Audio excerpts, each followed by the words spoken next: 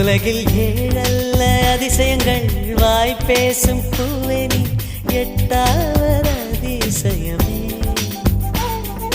வான் மிதக்கும் உன் கண்கள், தேன் தெறிக்கும் கண்ணங்கள், பால் குடிக்கும் மதரங்கள் அதிசயமே. நங்கை கொண்ட வீரல்கள் அதிசயமே.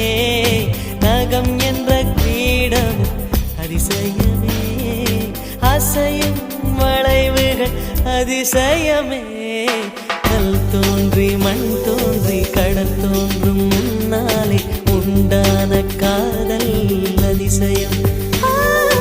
16 வயதான பருவத்தில் எல்லோருக்கும் படர்கின்ற காதல் அதிசயம். பூவுக்குள் ஒளிந்திருக்கும் கனிக்கூட்டம் அதிசயம்.